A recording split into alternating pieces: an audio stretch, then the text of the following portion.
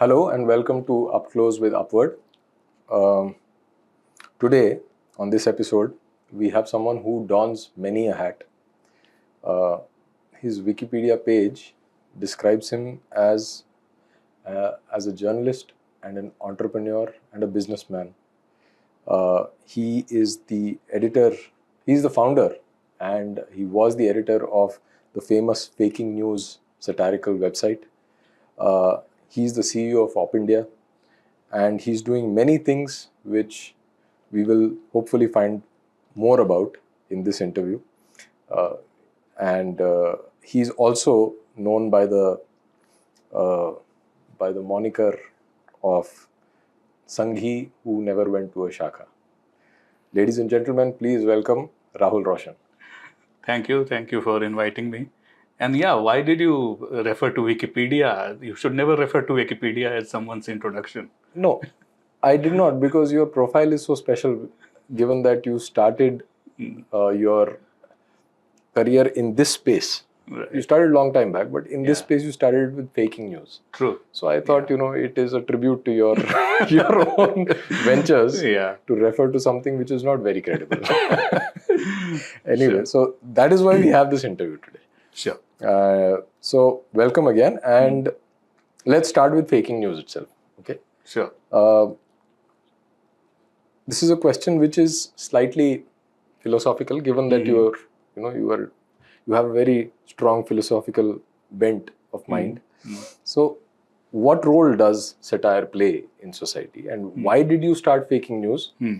And now that it is no longer there, is that a reflection of where this whole journalism space is right now? There's not enough satire happening. Do you think something along those lines? No, I really won't go into that deep philosophical reasons and analysis. See, the first question is why I started. To be pretty honest, there was no deep philosophical reason as such. It was rather very basic MBA type of decision. And actually, I decided it when I was in the second year of my MBA, that if there is something like the onion in the US and it's doing so good, and our society is far more richer, more complex than US, then why there is something not similar not here? And I thought that a similar product can do good in India, and it did, at least till it existed. The reasons for its demise are myriad, so let's not go into that. But the reason was that now, definitely, once you get into it, as I told you, it was mostly a MBA type of decision, or it was mostly just something I wanted to do personally, because I had started cracking these pieces or enjoying satire or things. So I started. But once you get into it, once you start understanding satire, then you get into those philosophical reasons, and they do appear pretty valid. I won't say that happened initially, or with everyone it happens later. Right. Maybe for somebody it might start, that might be the trigger why somebody starts. It was not the case with me, but it's true that satire, it does play an important role. It's actually, I would say, it's a vent. There are so many of suppressed feelings, including anger, and the satire lets you express that, so that it doesn't get expressed in something more negative. Right. And there is a philosophical or psychological definition that humor is actually repressed anger. I mean, even when a small kid, a small child, if you tickle around here or on the talwa or whatever, so every of delicate part, when you touch it, the child starts giggling. Now, these delicate parts, when you are touching, it's actually like a mock attack. So it's actually expression of anger. It's a violence, right? So there is a view like that by default humor is like that. That is a benevolent violence, you can say. Yeah. And that's why there is always an object of ridicule. Right. You are trying to, you think that person or that idea is the establishment, is the is the most strong thing that is ruling us or that's binding us. So as a satirist, we should attack it. So it's a violence in a very base terms. So if you think like that, obviously satire does play an important role. And then it depends on who you really think is the establishment, who you really think should be attacked. Now that's where I think in current times that we are living in, everyone is divided. I still would not believe that it's one political party that's ruling, and that's why if you always attack BJP, that's only the good satire. So that's where I think it has gone into, and people don't understand satire the way they used to be, because maybe people are actually more mature or more divided or more I don't know how to put it, but yeah, satire does play a role. And no, but that would, even if there is division in satire, right, who you consider as the hegemon, right, that shouldn't make a difference to the production of satire. You should have satire from all sides. True. But now, I don't know. I mean, as someone who started off, one of the most, what do you say, a pioneering venture in that sense, that decline, or let's say there was Unreal Times as well, right?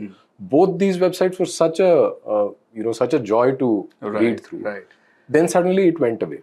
Right. I think, and now even in the left wing or the others, there is no real satire actually happening. I think one of the reason is people have become too divided, maybe, and the appetite for benign violence, that's how we started, has gone down, and maybe it's actually the real violence that people are more interested in, that you directly attack your opponents, and simply crude attack sells more rather than a sophisticated, humor-oriented attack.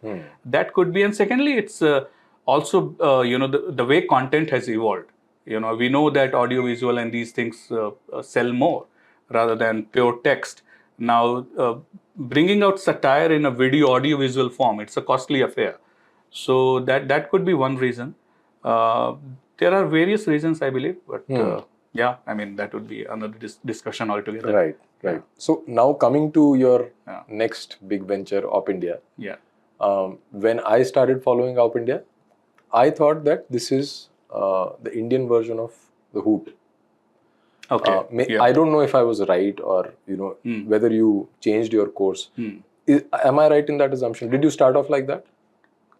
Yes and no. Okay. So when I started it, it was, to be pretty honest, it was more of a Huffington Post with a declared ideological leaning. Okay. I mean, although even Huffington Post had an ideological leaning, but it was not really a declared one. So it was more like that. Once, there was a Twitter handle called Boy Blunder. Now, that guy started a weekly media watch kind of a thing. That's where I think your impression comes from. Right. And that became pretty popular. So that became in a way the initial USP, that it's a media watch website, and that's where your impression comes, and which is why I'm saying yes and no. So you are right also, but in my mind when I started, not technically, but I was there from the beginning, not officially. It was more like I thought that it would be a Huffington Post with a pro-right, declared right-wing, whatever was understood by right-wing at that time. Thing, but it started, got into that media thing. That's how it started getting traction, and then obviously it has changed its nature at least 2 or 3 times. For a long time, even if it did not self-identify as a media watchdog, right? But you did call out the bias of the mainstream media for a long, long time. True. I mean, I think you still do it. Because for a long time, and for even current times, there is a certain bias in the mainstream media, and that bias is towards, what you call left or whatever. So if you are attacking them, you are by default, you are also doing justice to your declared ideological slant. So that's how it becomes a media watchdog also. Right. Okay. So you started off in the mainstream media. Right. I don't know if many people know that, but you famously came in as a TV anchor, presented news, and so then you moved on to this space of satire as well as alternative media, what Right. is called the alternative media. So you have seen both the worlds, right? Right. Yeah. As an insider outsider to the mainstream media, do you think that it has a role in society today? If yes, what role? If no, why not? If you could just unpack that for us a little bit. So specific in terms for Like in terms mainstream of media. where we are as a society today, right? Okay. Globally as well as specifically in case Right. of India. Yeah. Now that there's so much information that is available to the average person, what role does mainstream media have in that? Right. Because earlier, just to add more context to it, earlier mainstream media was the only source. True. And that was the only source of information that you got. Then when alternative media came in, then there was some sort of a balance, right? That you alternative media would call out the bias of mainstream media, and then from there you would kind of get a fair picture of what the truth really is behind the news. Right. Now there is just so much information, but mainstream media continues to be the most powerful and most well funded. Yeah. So what is the role that they have now? I think it's no longer the same for sure. Say 10 years, 12 years back, how the mainstream media, how effective it was.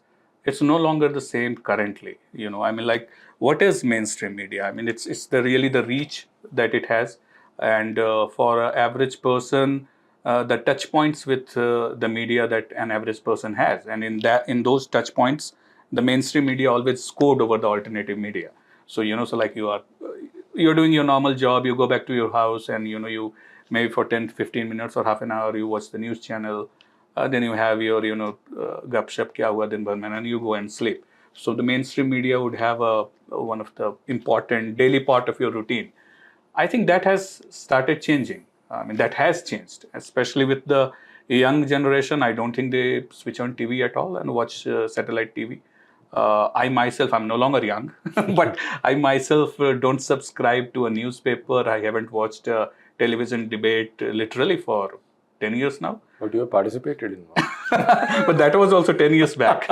So yeah, I have been invited to Ravish Kumar show and everywhere, literally. But yeah, that was like 10-12 years back. Okay. So, however, I don't think that's a mainstream case as such. If we go out and start talking to people in the market, they still have those touch points. I think people do sometimes. Even I, these days, especially because elections are on, even I switch on some of the TV channels, the mainstream TV channels. So, in that sense, because of that legacy, whatever is being talked about, we are more prone to admitting that this is perhaps the what you can say acceptable narrative going on currently, because it's on TV or because it's coming in the newspapers. So that's a legacy effect that we have. Otherwise, the touch points have changed. I mean, phenomenally. A normal person, I think, spends far more time watching YouTube, including news on YouTube, rather than reading in newspaper or watching on TV. So in that sense, the mainstream definitely is no longer the same kind of mainstream that it was. It's the legacy, how long that legacy effect lies. That I think is the critical question. So is this change in the role or the importance of mainstream media in people's lives? Do you think it is on account of a lack of or a decline in their credibility, or do you think it is because of a shift in the technological frontier that makes people directly access news through other sources and go to YouTube and check out the news from all kinds of whatever this used to be called citizen journalism, all that stuff. Right. So what is it on account? I would rather primarily say it's because of change in technology. Okay. And this change in technology has caused change in individual psychology as well as mob psychology, I would say, and that's where it has impacted the credibility of mainstream media. Otherwise, we would be really naive and we would be really stupid to think that suddenly the ethics of journalism has fallen so down that people don't no longer believe the TV or that newspaper. That is clear. Yeah. So ethics were down only. Precisely. So that's what I'm trying to say, that earlier there was no way a common a common person, a reader, audience of a TV news channel could give that feedback or could express that view, and that could be listened to a lot of people. Even if he or she were to express that view, maybe they would be ridiculed by others who believe that mainstream media. Now the technology allowed them to ridicule the mainstream, and everyone else could also, kind of, they could also get a distribution platform because of the technology, and that has caused seemingly the credibility to go down. Otherwise, I don't think, I mean, obviously it has become a little more brazen, it has become less sophisticated, but mainstream media's credibility, the way it functioned, was the same earlier also. Correct. And they could actually, they were far more dangerous in manipulating people's mind than they are currently. Right. So now that social media has come in, and as we were discussing, that there are so many other sources from which you can directly access your news and information, and that is mostly from social media, whether it is Twitter or whether it is YouTube, but mainstream media does have a structure, right? It does have some sort of a filtering mechanism. Whether those filters induce bias or not, of course they do. Of course they But at least you get filtered information. Right. Now in social media, people will say whatever they want to say. There is absolute democratization of information flow. So in the past few years, how have you seen that change happen? Like, I don't want to make this a vague question, so let me put it very succinctly. With the social media becoming a major source of your news and views, the lack of those filters and the lack of a structure, isn't that a problem? It is. I mean, I might sound like an old school, but and you also sounded a bit old school. So you are actually very proud to be one.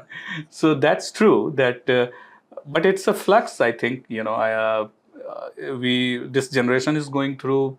They will bear the fruits as well as the poison of what's is happening. But I believe it's happening for good. I think people would start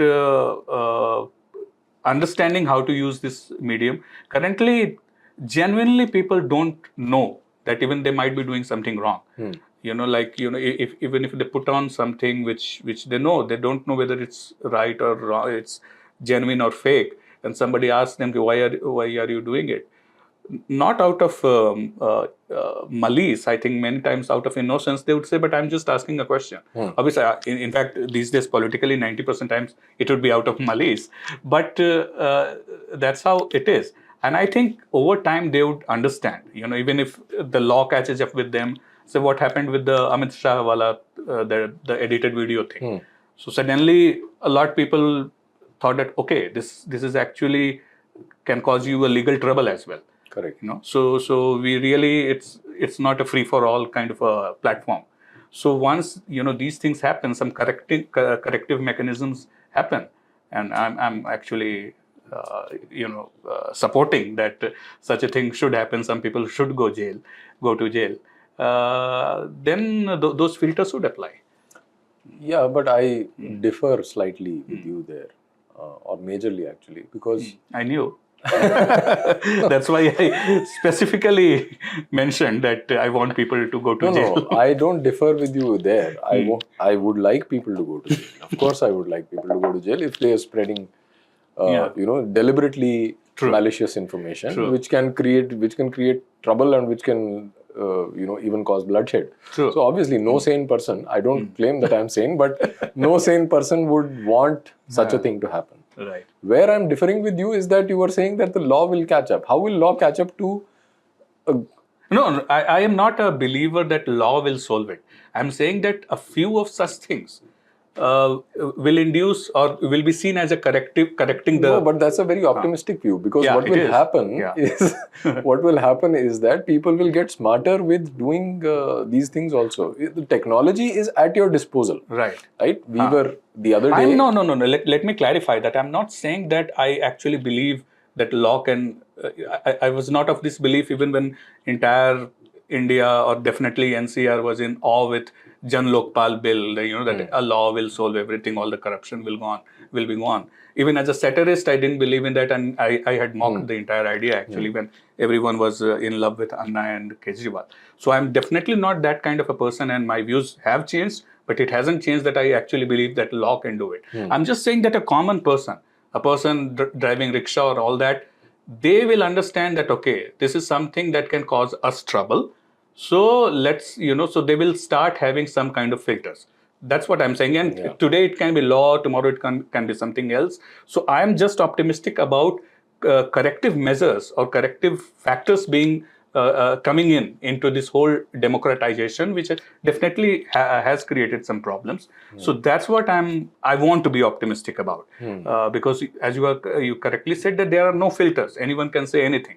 And that's also leading us to a very dangerous direction, where suddenly AI and Wikipedia and all these would be seen as a ultimate font of truth. Because on social media anyone can say anything, on any website anyone can say anything. So you ask the AI, you ask the Chat GPT, or you check with Wikipedia, and that's where you will find the truth. So that's something I don't want to happen. So I'm rather optimistic that maybe some law, something can fix this issue, because I don't want that to be solution.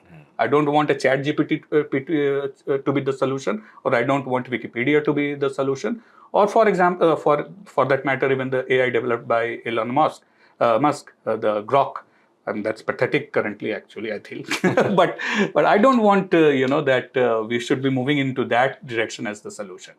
Right. No, so that is never a solution. But with technology-enabled information flow, what happens is that, like if you take an analogy, that if you and I start from the same point, and there is a difference of 1 degree in our direction, if we just walk across the room, we will be very close to each other, right? But if we walk the entire length of Delhi, you will reach Shahadra and I will reach Model Town, right? So technology does exactly that it amplifies whatever small difference or small things that the naked eye cannot even notice. True. Right? So with this kind of stuff, the room for manipulation of information in both directions is very high. Like the frauds committed can be next level, where you and I can't even imagine where it will go, right? Like with the deep fakes, we were experimenting with those AI voices. Right. You see, what can be done is just mind-bending. Exactly. On the other side, if the authorities come in, they can actually use that as an excuse, deploy technology to create a surveillance state, because they won't have much room to, there is no middle ground here. So when it comes to technological evolution, there is just two choices that seem apparent to me. One is that there is absolute chaos, where whoever is saying whatever is okay, and people can't make sense of anything. Right. And the other is where the state intervenes and says that no, this cannot happen, so we will clamp down on information, and then you have tragedies happening and justice being murdered right in front of your eyes all the time. True. Then people will no longer have the option of remaining somewhere in the sane middle. So that's my fear when it comes to... Yeah, so let me make it clear that obviously I was not espousing for or endorsing state intervention.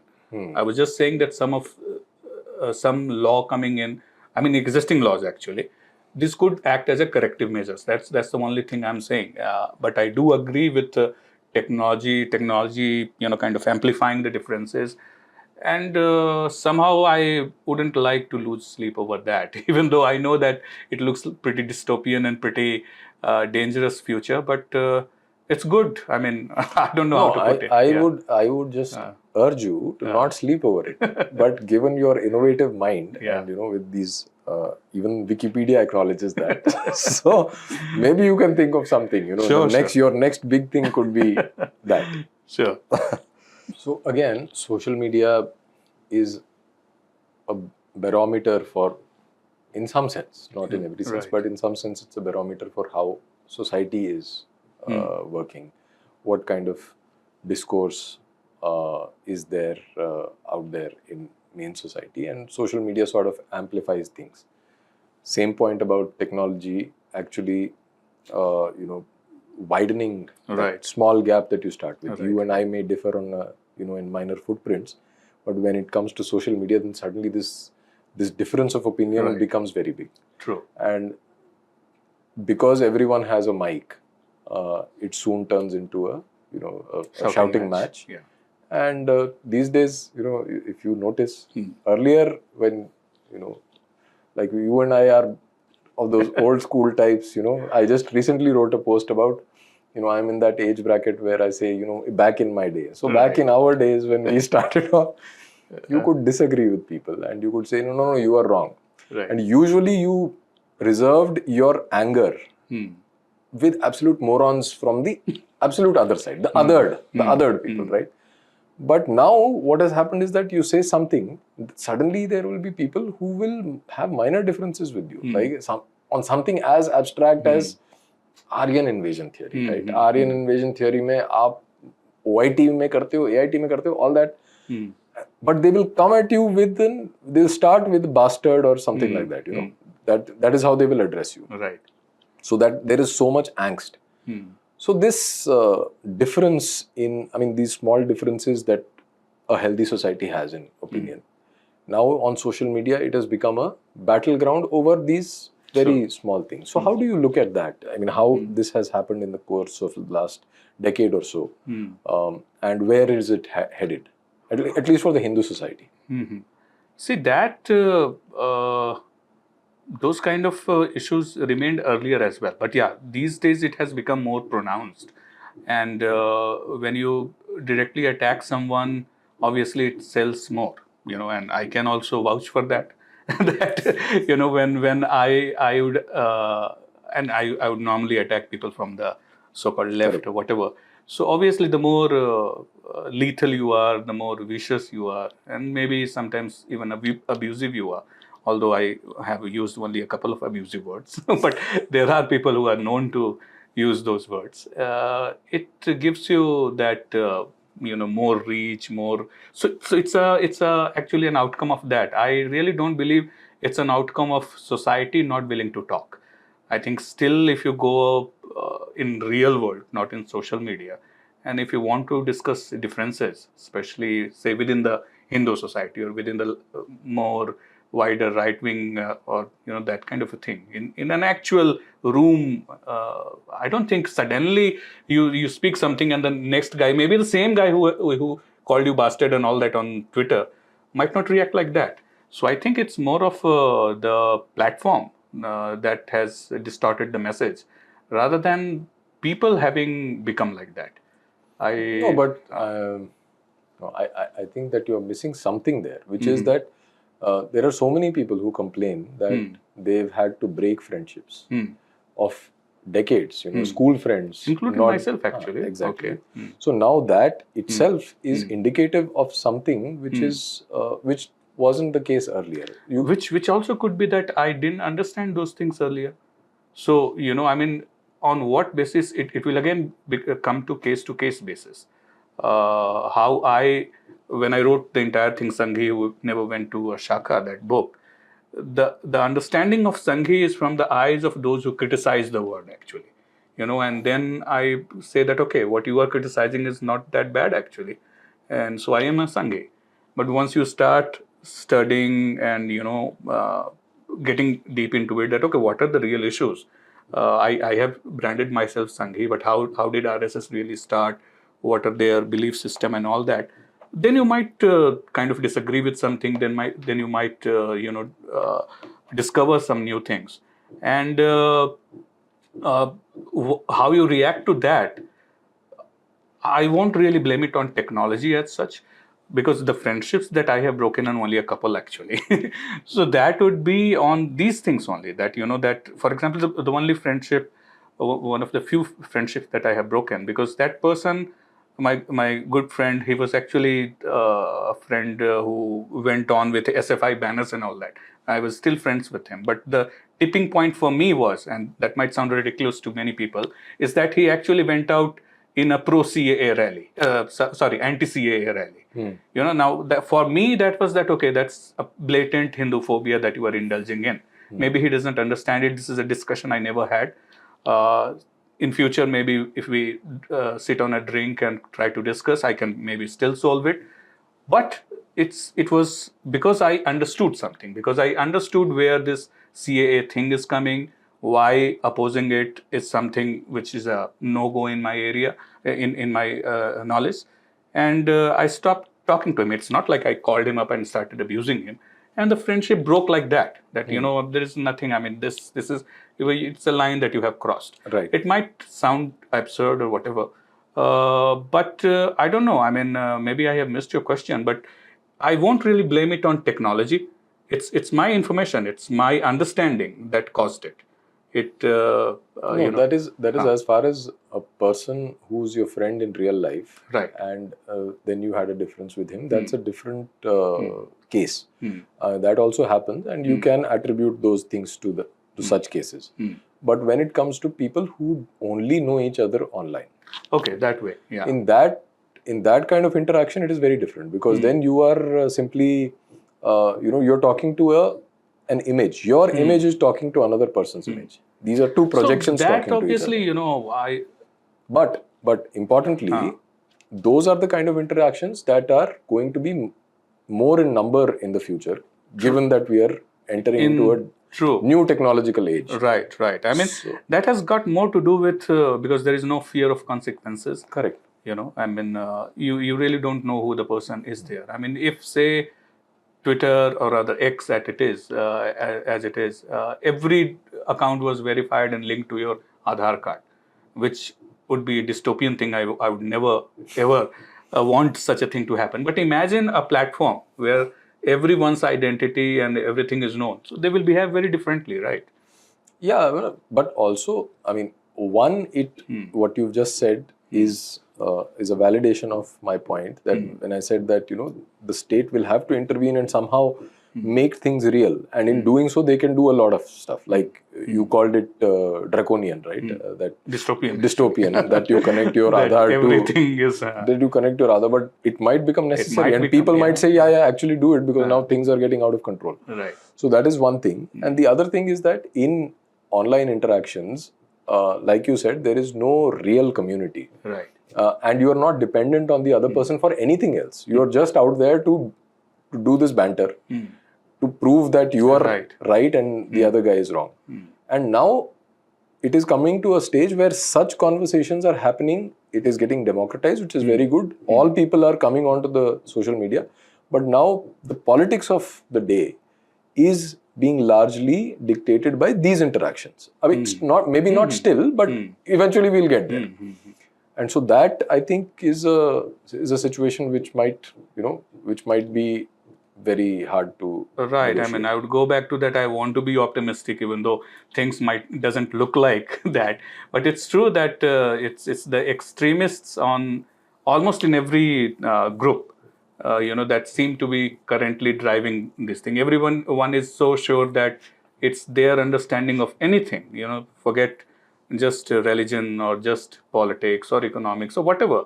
So it's their understanding on any topic. That's the only way it is the correct way. And so anyone slightly disagreeing is a heretic, and you have to start attacking that person. So that's true that it has happened in some sense, at least on Twitter especially, or X.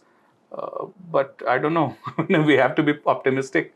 No, but this is how typically liberals behave. Yeah, by being optimistic. No, I'm not calling you a liberal. I'm saying that this is how liberals dehumanize the other. True. You say that your opinion does not count. You are subhuman because you have these thoughts. Yeah. And therefore you are cancelled. Right? The cancel culture comes from that only, and that is becoming increasingly right. pervasive. It's the elite thing, because they were the elite. Those are the tools that they employed. So everyone is trying to copy that. I mean, at some point of time, even I am guilty, because I have actually, one can go on and dig my tweets, and I say that, okay, if actually they could manipulate people's behavior and thinking, so they must have done something right. So why not employ their tools? So, it could be that thing as well. So do you want to control people's behavior? We have to go take that offline. but at the core of it, if you are, unless you are a pure anarchist, And if you believe in any ideology, and anarchism is also an ideology, I think sans anarchism, at some point of time, you do are trying to control peoples. You do are trying to bring order in this world. Yes. So so everyone does want to control. Yeah, but then so there is a very good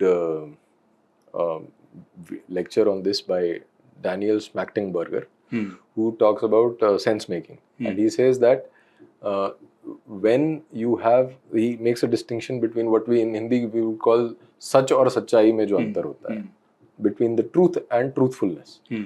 So truthfulness, you can be truthful if you are simply expressing your beliefs, but your beliefs could be wrong, right? True. Yeah. So, but the truth is more investigative. It is more tentative. It is more careful with self-affirmation, self-expression also. That you try to be doubly sure that you're not saying something wrong. But the institutions that govern the flow of information these days, in our society, modern society, any institution has its own agenda. Agenda I'm not using in a negative sense. They have their own telos. Right. So a corporation, for example, has the telos of making profits. True.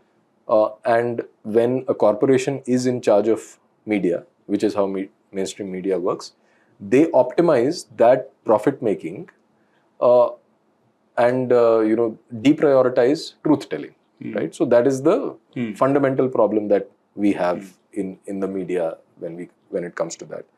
So same thing is with political parties also, that you want to control, you want to retain power, and you manipulate information in such a way that you are being truthful, but you're not telling the truth, right? So that way. Right. Now, in case of pre-modern societies, information was more organic. I don't think there is any doubt about that. Information was more organic. It was more driven through community interactions. So it had to be closer to truth. So that problem... Closer to perceived truth. Closer to truth, generally your lived truth.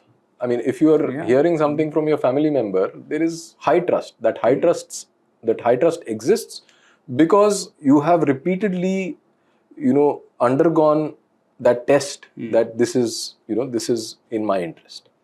But when it comes to information through these big corporations or big institutions, then those institutions have a different way of processing information and relaying information for their interest, not yours. They don't want you to figure out life.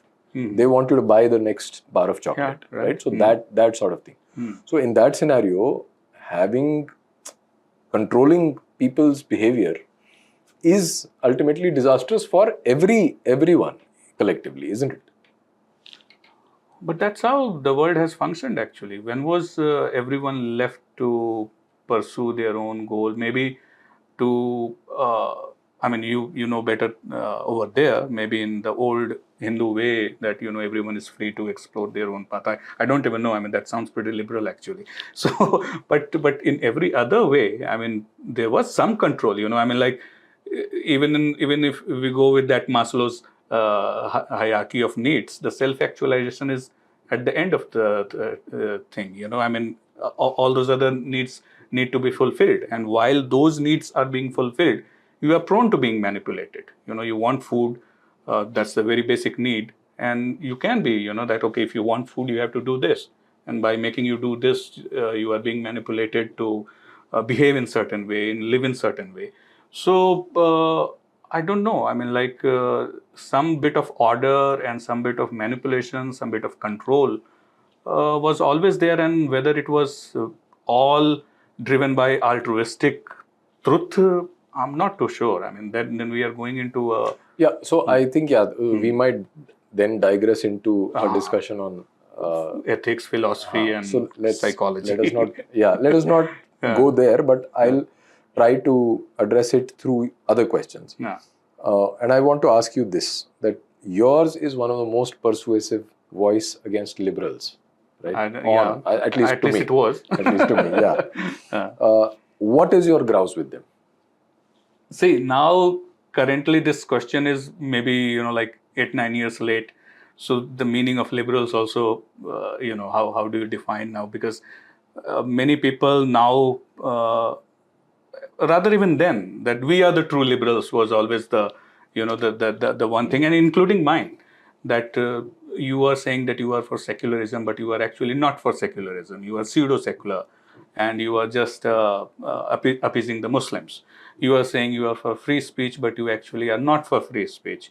When it comes to Islam, you censor particular voices. So those were the kind of grouse.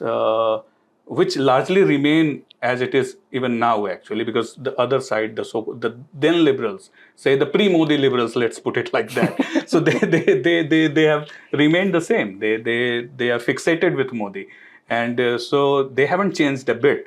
So in that sense, the grouse with them remains the same. That that every value that they seem to espouse, they don't actually believe in it in true sense. Whether it's free speech or whether it's what is tolerance or all those secularism. Now I might have over the years might not believe that these in itself are sacrosanct values. So is my grouse that with liberals is that like if you become truly secular, I am with you. Perhaps no longer. Maybe it was there in around 2014-15. So now I have got strayed away a little more from the true liberal path. So, but the grouse in the core of it remain kind of same. Like every value that you espouse, you actually don't believe in it. And the wokeism, which is the largest or the most modern avatar of liberalism, it's very clear. I mean, they do say that free speech is killing society. They do advocate for putting restrictions on free speech.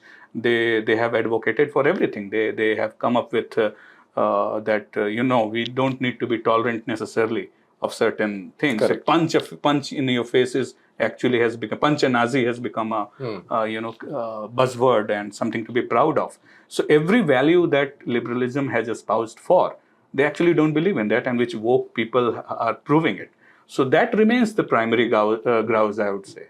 So duplicity in right, duplicity. Yeah.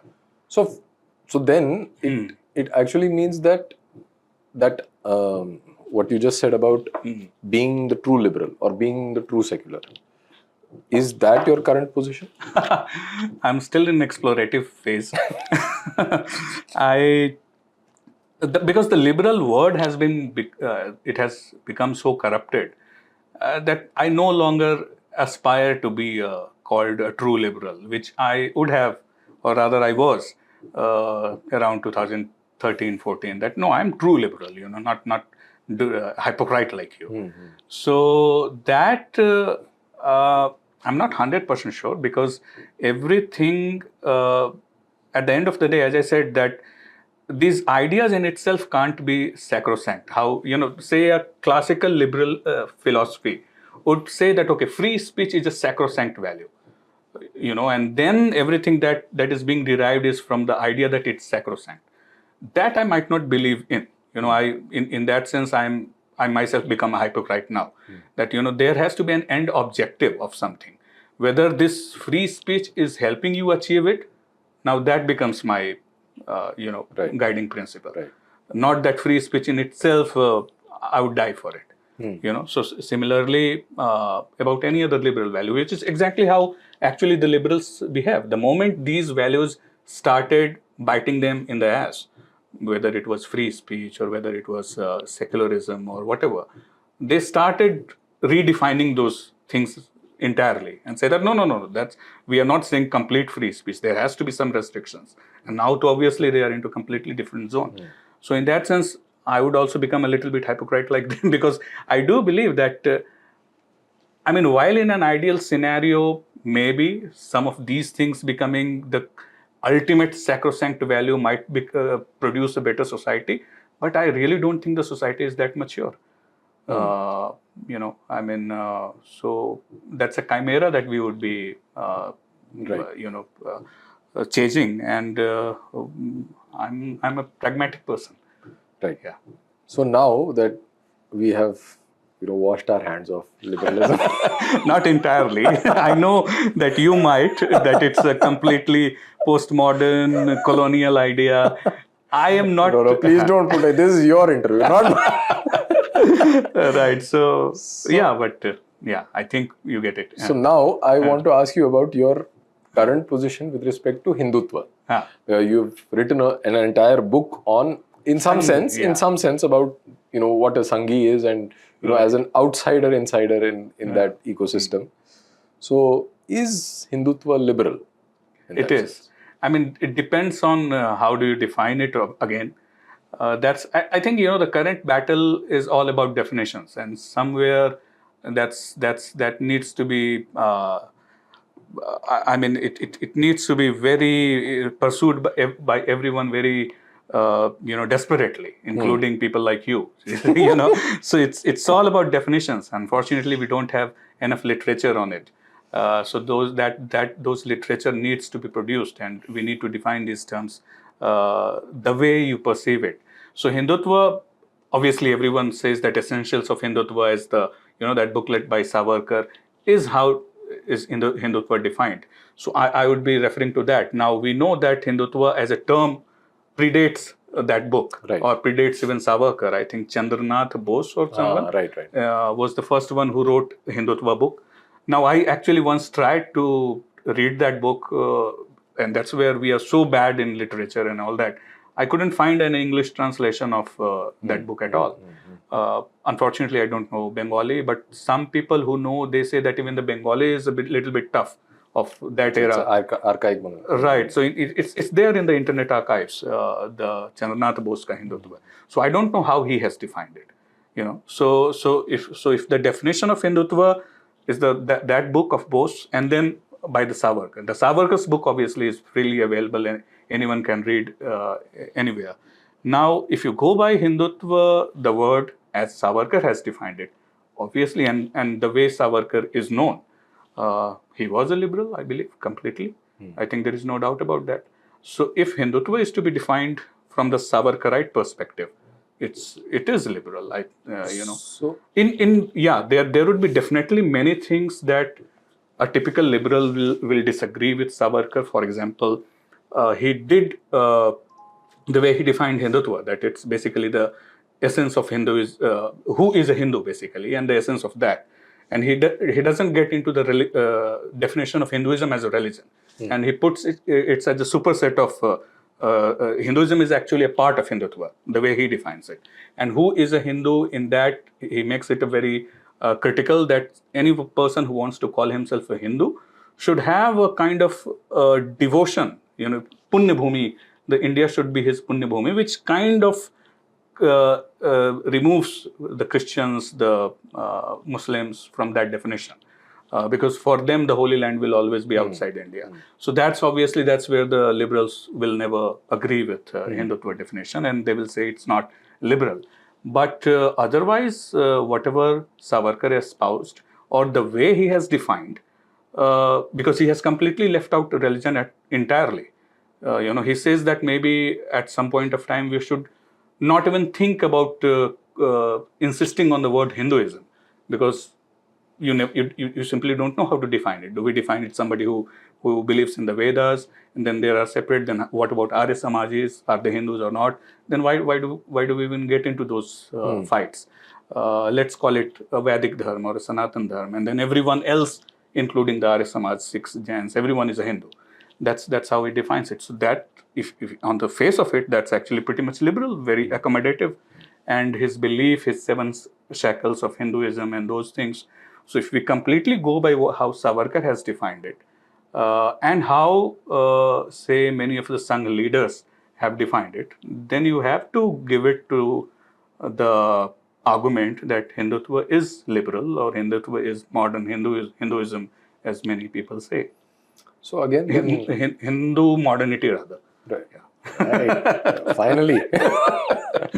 Yeah. No, but given your grouse with liberals, and you just said that liberals, they started off like that, and then they have this tendency to cancel, because they came an entire, went through an entire cycle. They were in power. They enjoyed political power, hegemonic, influence over thought and culture. All that happened in post-Nehruvian India. And now one could argue that this is the phase of Hindutva. And given that everything is faster in the 21st century as compared to the 20th century, things are coming undone faster, I would argue. So now we are looking at Hindutva in the same way as liberalism. In that there is duplicity there also then.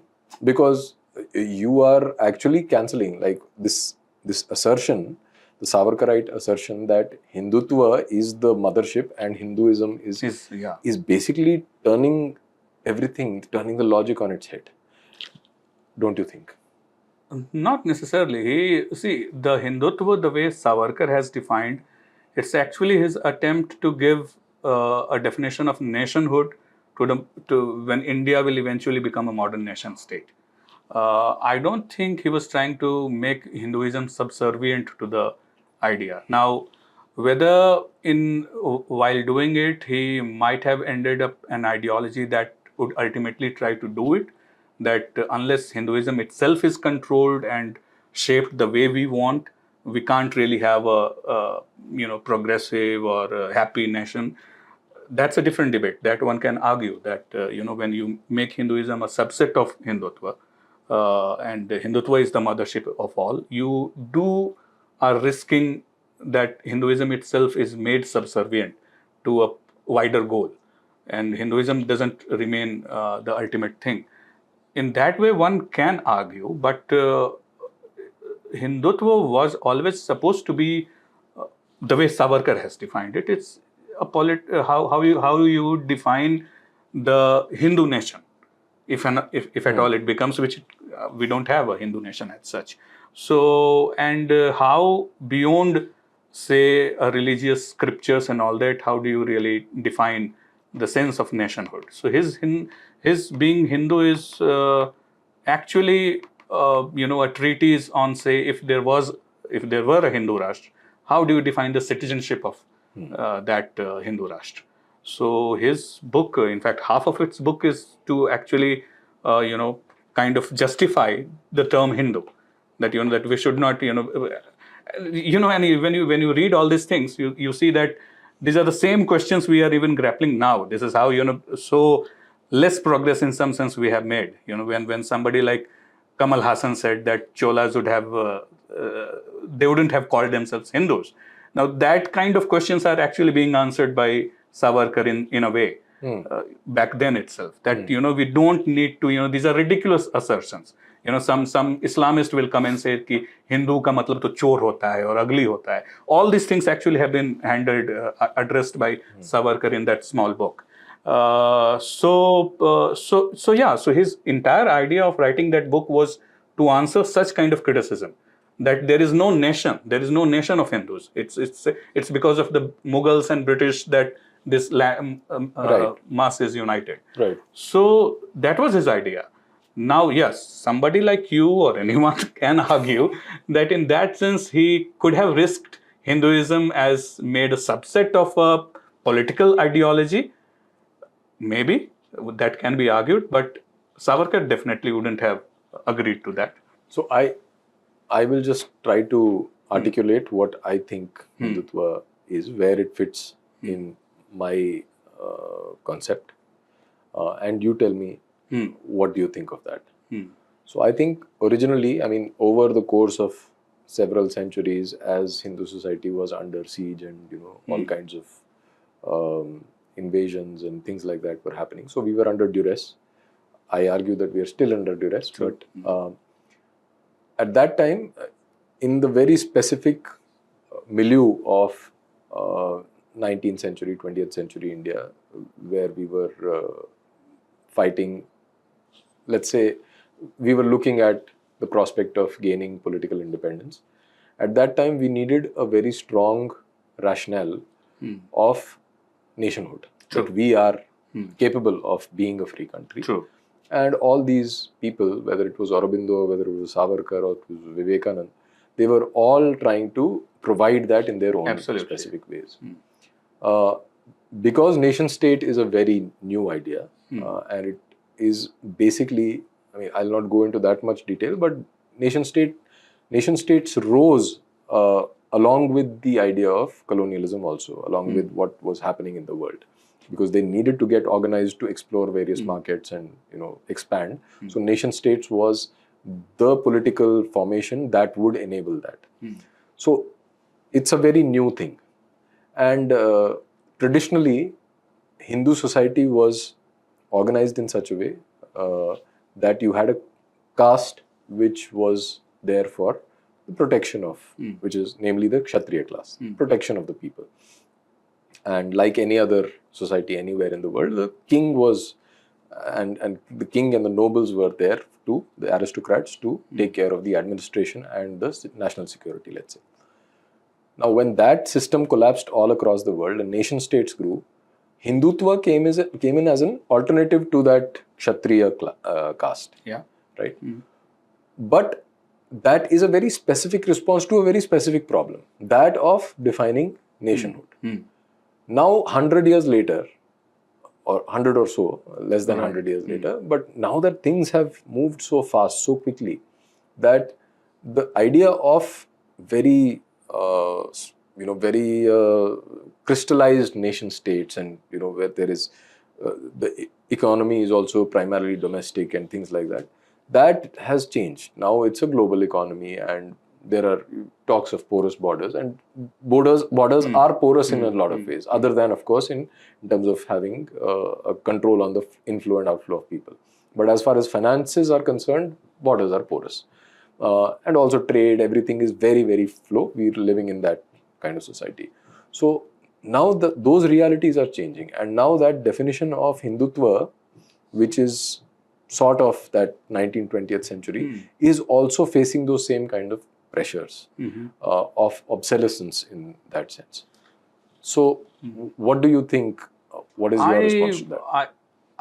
I would kind of agree with everything that you said, but I won't really say that that question faces, or that question is in kind of irrelevance or obsolescence that you were saying, because we still, India is a very badly imagined country, I would say. I mean, the concept of nation, concept of nationhood or citizenship, I mean, the entire problem with the CAA happened because of that only, that you don't really understand what is the essence of citizenship, and that it caused people here to riot about, against a law which was actually providing citizenship, truly understanding what should be the nature of this country that came into existence after 1947, and with that context.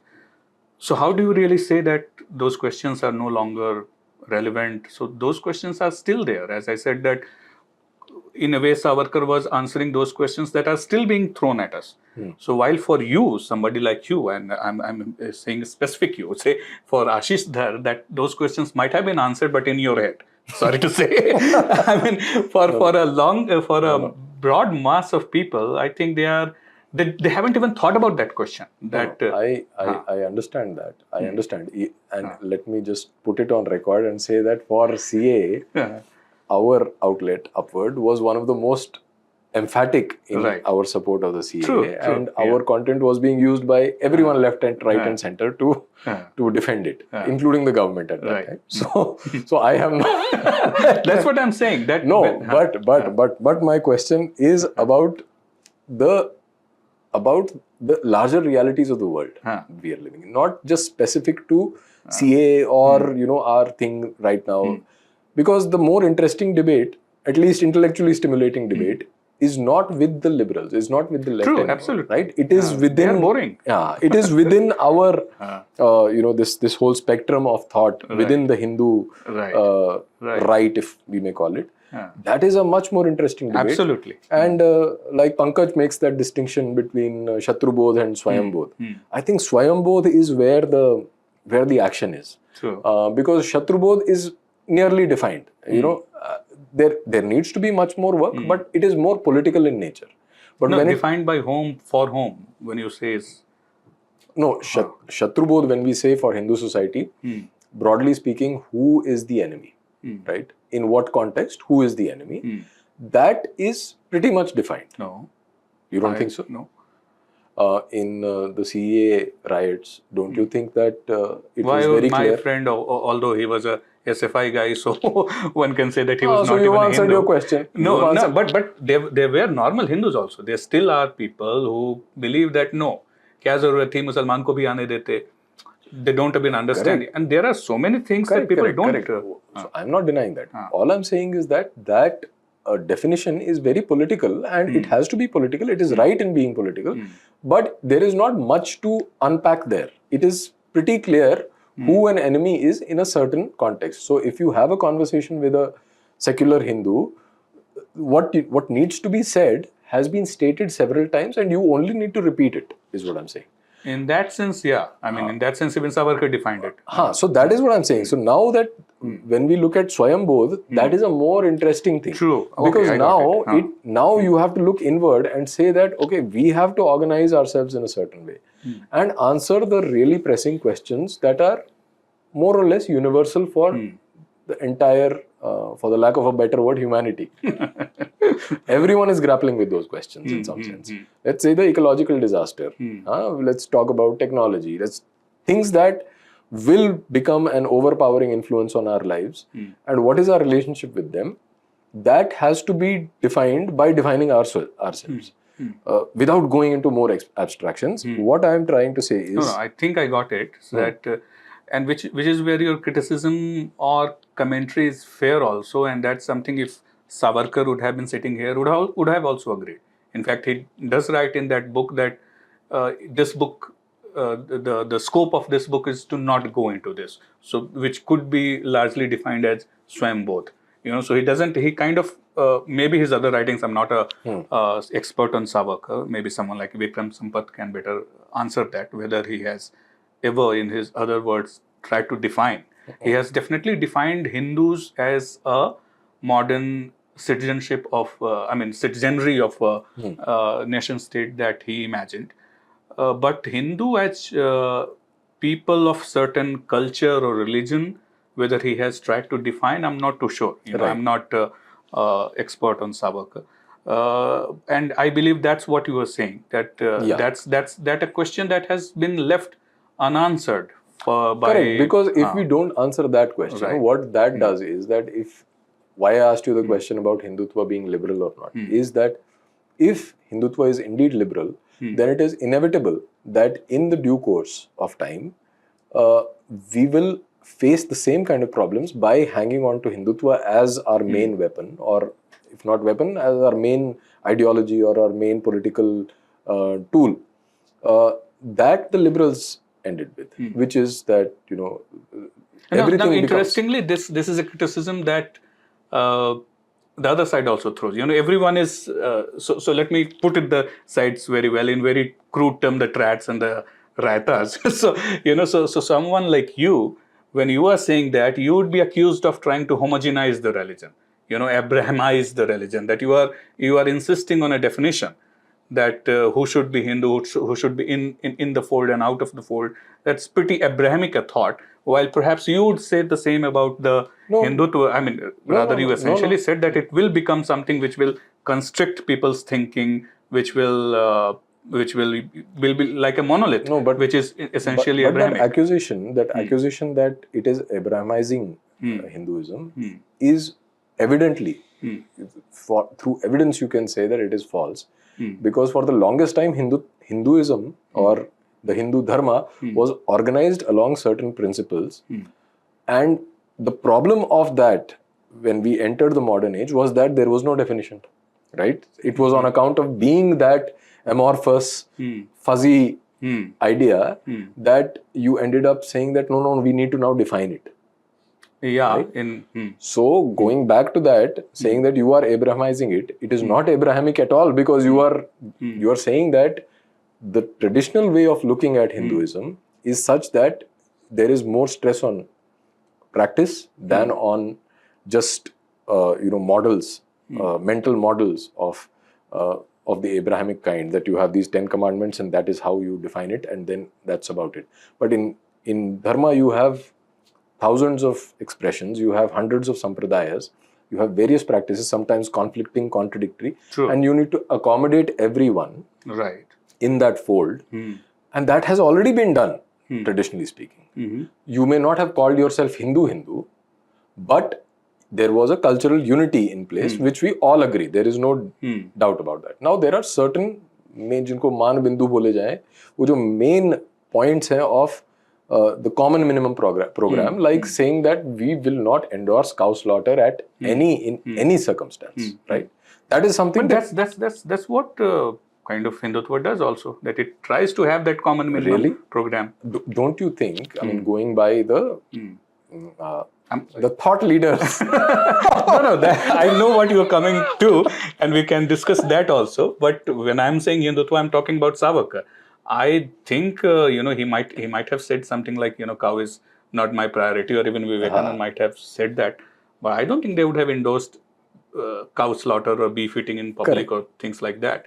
So their idea of Hindutva, including of Savarkar, was to find that common minimum program. That simple small book, Essentials of Hindutva, actually tries to find a commonality between, say, a Sanatani and an Arya Samaji and a Jain, and includes Sikhs. Then he doesn't include. In fact, he tries to be somewhat have a soft corner for the Bohras and Khozas, Savarkar, but he doesn't go beyond that. And even for them, he is kind of ambiguous. So in that sense, it is trying. But yeah, it's trying to define it politically. I think what you are trying to suggest that we define it more because politics is always has a context of time. Correct. And correct. You are trying to say that we need to define it which is independent of context of time, which is independent of the temporal challenges that we are facing. Yes. Which I would say, I don't think Hindutva should. Yeah, some of the thought leaders that you are saying might try to think that, okay, this is not something what we need. In fact, I do talk to a few of them, and they do believe that actually this confusion or this amorphous nature, and where we don't even simply try to define it, is good for us. That's actually a belief. Now, by extension, we really, neither you nor me, should not say that this is actually the stance of Hindutva, because this is not something that has come from one of the towering intellectuals of Hindutva movement when it started. I'm not talking about the current times, or even from, say, Mohan Bhagwat ji. No one has really said it, but no, I think Mohan Bhagwat ji has referred to this. So I will not. What he has said that we should not bother about. Actually, yeah, he has said that we should not be thinking about such questions for next 50 years. No, but he hasn't censored that you should not be thinking about no this. About specifically about cow slaughter. They tend to have a very lax attitude towards it because it's an inconvenient thing to. Yeah, because that's what I'm saying. That so politically, Hindutva tries to have that common minimum program. It definitely will have its limitations because politics का nature वैसा है. When you want to have this cow slaughter and beef and all these things, I am not too sure who will stop such discussions from happening, and I endorse that such discussions should take place, while at the same time also revealing to you that many people do believe कि मत करो, क्या ज़रूरत है, जो confusion है, the ambiguity hai, that actually helps the Hindu society. No, that does not. See, their point is their point is like I was saying about the institutions and what their truthfulness versus truth, that distinction why I brought in was because a lot of people say that ये discuss मत करो क्योंकि इससे electorally नुकसान होगा. वो तो कहने वाले स्पेसिफिक है, बट सो नहीं, that is mostly in my experience that is mostly the logic. It is not because I mean if you discuss in तो सोसाइटी में लोग एक दूसरे के गले काटेंगे इसलिए नहीं बोलते. वो इसलिए बोलते हैं क्योंकि उससे क्या होगा कि वोट कट जाएंगे. And this is not, and mind you, this is not coming from party leaders. This is not coming from hardcore politicians. True. They are in their own world. They are not bothered with these things. They have more important things to do. True. But that censorship is on account of this democratization of information flow, like which we were referring to. And then suddenly there is a lot of people descend on you and say that how dare you say something which will damage the prospects of my political party. That though will always happen, but I don't think. I mean, there is a. I'm actually adding and saying something which is in your favor. That it's not always the people who are saying कि अभी election है मत बोलो. It's always about that thing about Hindu unity, that you are trying to divide people by getting into these definitions. What is your take on Hindu unity, वैसे? It has to be there, obviously, and it's a very. I am kind of. I like to agree with Ashish. At the same time, I like to completely disagree also. So Why don't you join politics? that's why. If this confusion would have been, if this cognitive dissonance would have been very cemented, I would have joined politics. Okay. Yeah. Okay. Yeah. Go on. Sorry.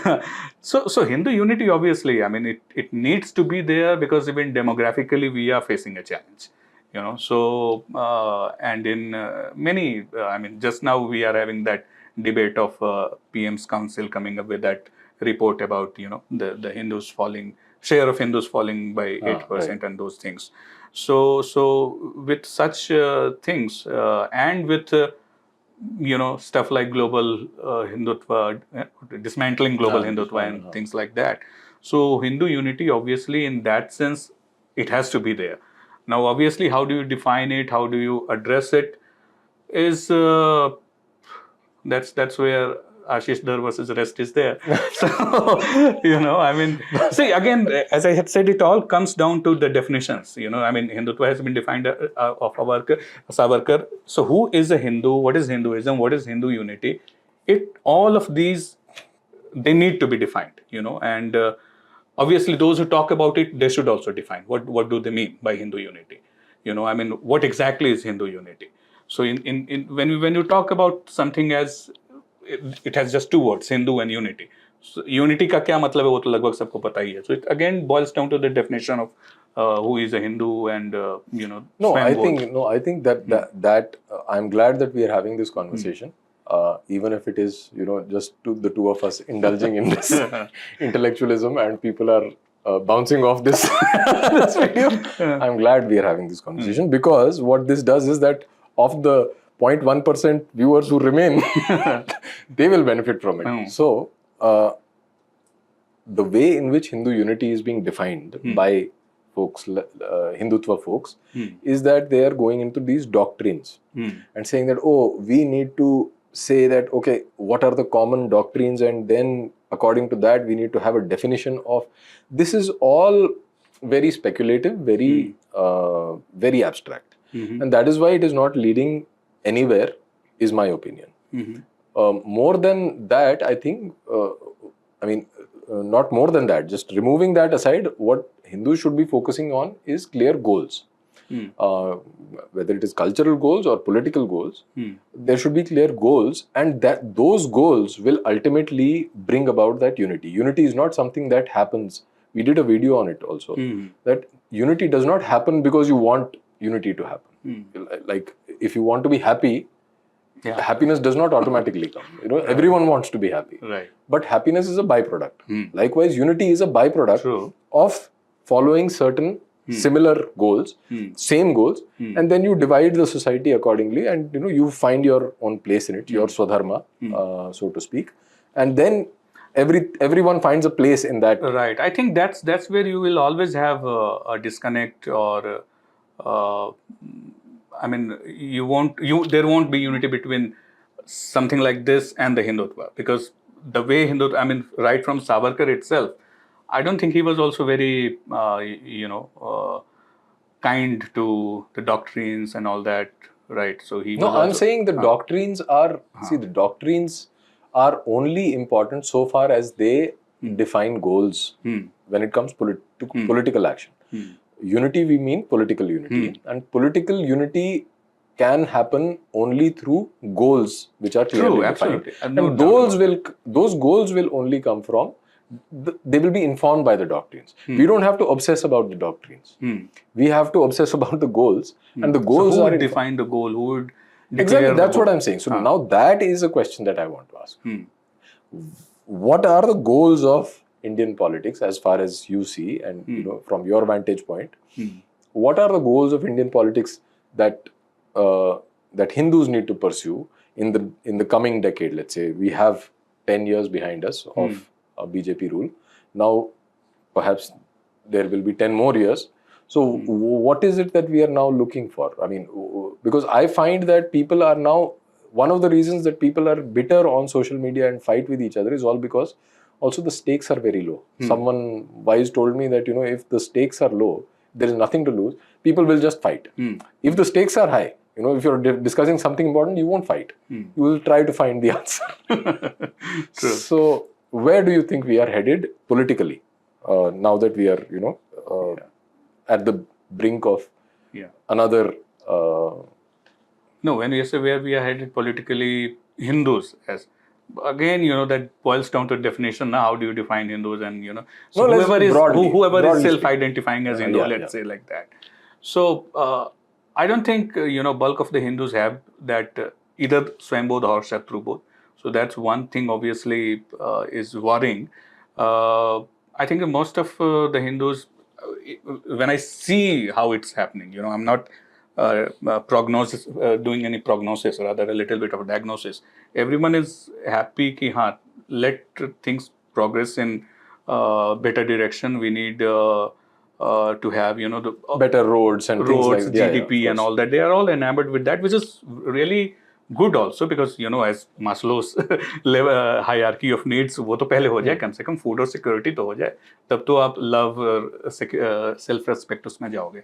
So most of the people are into that kind of zone कि हमें वो चाहिए. But at the same time, no matter how much people might want to think that Modi or BJP has not done, there is also a Renasa kind of a thing. Like my mother, for example, she doesn't, not to be sexist on anything, but she won't really be concerned about Savarkar, Hindutva and all that. And she would obviously go out of the house far more than that, far more than me. And she would say that actually, she has witnessed and experienced that more and more people are visiting temples these days, in the last 6, 7, 8, 9, 10 years kind of a thing. The same thing was actually also said by this journalist Nirja Vyas, or someone who had written, in one of the podcasts I had heard. And if you also go at these places, you do see, the people coming there. I mean, obviously you can always say कि ये तो tourist spot बना दिया है and all that. So, let's again not go into those debates. But there is a renaissance, and that's a very positive sign, that while primarily people want to be leading a better life in pure economic terms, these questions subconsciously it's on their mind, and it's the right time to have these debates and definitions. So we are actually in a very important phase, and that's where these discussions, these debates or whatever debates to khair aajkal hote hi nahi. So and the definitions, they do need to, because ultimately when those basic needs would be satisfied, they would start exploring these things. Bhooke पेट न हो भजन न होए गोपाला वाला जो है.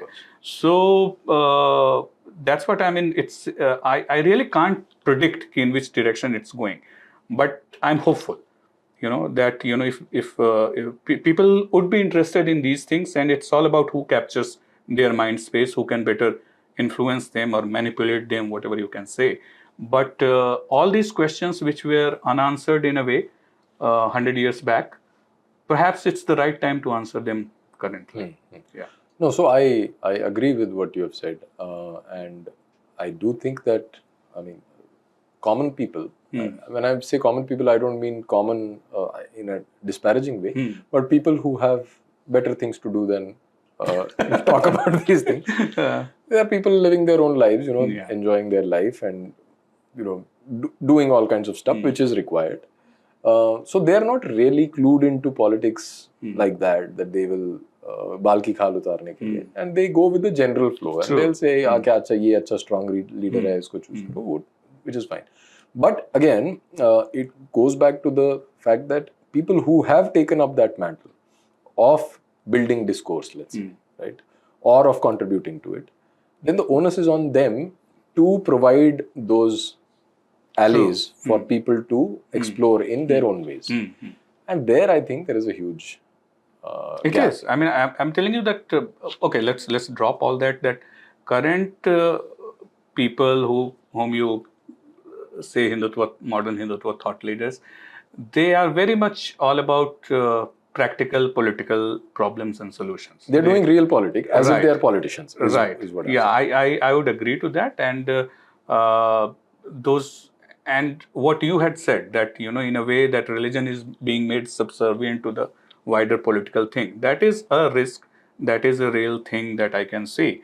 That perhaps the definition of Hinduism and being Hindu itself would be completely political. Right. So which is what Savarkar also did, but he made that distinction that yes, I am doing this, and this is the scope of that is beyond my book. He didn't say that no one else should do it, or anyone else doing it would be dividing Hindus. That's at least to the extent I know Savarkar, that's what he didn't do. So that risk is there, but I mean, why should you not become a Hindutva thought leader? And why you should not be defining and answering those questions? So that's that. I mean, nobody is giving out.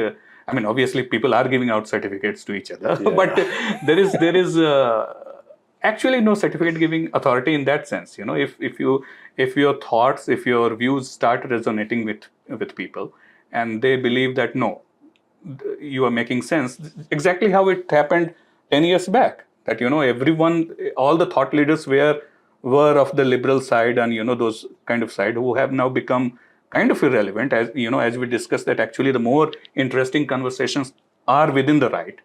So why not see it as that? It's an open market of ideas. Whoever can, and I must admit that the other side have taken a leg up. They have started earlier. They have started things more than what people like you have been able to put forward. So get into this market. Start selling your ideas. Yeah. I will again circle back this conversation to you and not me, because this is your interview, not mine. And I will again put this googly to you so that you answer the other questions also tangentially. What are the new projects that you're doing? Because this will reveal what your real thoughts are. So, any new books, any new ventures? What is happening? Yeah. So the new projects are. I mean, there are no many various things. We are not flush with funds. Ki aaj ye kar liya, wo kar liya. So, but one thing that say Nupur is very passionate about, and yeah, Nupur asked me to praise her in this podcast, so let me do that. And yeah, obviously, it's a one woman show that she's running. No. I mean, it's let's not also say that there's no teamwork away, but she's leading the team very well, and she has been anchoring it pretty well. So one of the things that we want to do, and she's again leading that project also, is that we document, the crime against Hindus. We define it. So otherwise, look at the other side. They have come up with a ridiculous book that love jihad and other conspiracy theories. Now, why do they get away with it? Because we have not been documenting, defining it. That's where my earlier thing also, goading you also was there, that we do need to document, define, come up with literature. So we are not coming up with any literature over here in this project, but we are documenting, defining the hate crimes, and so that one's a project where we would document, we would spread awareness, we would define, and maybe in phase 2, phase 3, we would want to get into advocacy also. Like why should Hindus be not under the protected group? I mean, you can write Hindu mob burns down the mosque, and your article will not be demonetized, or your YouTube video will not be demonetized, but you just flip the religions, and the video can forget being demonetized. It can be taken off as a hate speech. So these things can be fought only when we have proper documentation and literature, research rather, not exactly literature. So we would be trying that. I mean, obviously, it's not one thing that we can do. Everyone needs to try that. People need to write about it in academic way, in journalistic way. So that's one project that definitely we are working on. Uh, I really don't think too much in long term. Like somebody said from UPA itself, in long term we are all dead. So that's I really don't have. I mean, these are some of the immediate things. So far as my personal projects would be, I definitely would want to write another book. And that's where I would like to piggyback on others. So, so other thought leaders have written books. So I'm waiting for you to write your book. Then I would read both of them, and then I would want to write You'll something. write a meta commentary. Yeah, and then I would try to, sell my book, saying that okay, you don't have to read those two books. Read my book. I know that won't be really the pitch, but actually that could be the pitch. Because I still I haven't formed where I between Ashish Dhar and others, where do I. मेरा अभी दिल तुम्हारे पास है दिमाग नहीं. So when I read more about your thoughts and all that, and then others obviously have written and it's documented there, I would try to make some sense and maybe something like a toolkit for people who don't want to read too much. Right. Yeah, but that's how my first book also was. I didn't try to dip deeply go into it was more subjects. like a memoir. It was a primer for everything, and written in a memoir kind of a way, so that people can get those little bit of information and then they go and dig further if they want. So I think perhaps something similar with how the narrative would be, I don't know. Right. I would want to write about all these unanswered questions, because I really can't write that as an expert. So I can write only as a commentator. So that's something I would like to do. Wonderful. And I think that gives me the stimulus to get back on my project. True. But one thing that I want to request you is to do something about satire, because you are really good at it. One is I have some self-doubt also whether I am. But yeah, once it gets into your DNA, it's very tough to get kick out of it. Yes. So kick it out. So let's see. I mean, I would definitely. The problem, as I said, people's tolerance for humor also has gone down. Or it has to be. I don't know. I mean, there are too many holy cows. So that's one thing I keep self-censoring myself about. Because I don't want people to. When you get into satire, you're also prone to being misunderstood. I mean, that's actually a USP of satire. Many of my articles were actually taken as true. So and when I also want to do commentary like what I just told you, I don't want to confuse people, mix it with it. So even when I was doing faking news, nobody really knew. Hardly anyone knew it's Rahul Roushan. Who is Rahul Roushan? People knew faking news. So something like that I might try. I would love to. But I'm not really in that zone yet. Maybe once all of this political nonsense and all this go over. In fact, that's one thing actually. Modi ji ka jo wo hai na, one nation one election, वो हो जाए ना सही में बहुत सारी problem solve हो जाएंगी. कोई फिर तुम्हें भी नहीं बोलेगा यार अगला इलेक्शन लड़ जाएंगे. अब 5 साल के लिए सब कोई मन शांत करके काम करो भाई अपना. All this. That's actually would be so beneficial to everyone if that actually happens. So let this election madness end. I would also be at peace with what else one can do. Right. So with that, I think I'll wish you the very best. And I hope you lighten up and do something about this satire project also, along with the other serious things that you're doing. Right. And thank you for taking the time to come here and have this conversation. Yeah, thank you for having me, because no one invites me to television studios anymore. No one, I hardly write many things, many articles or even tweets. These are the only places now that you are left with, so you better make the best of that. True. So thank you. Thank you.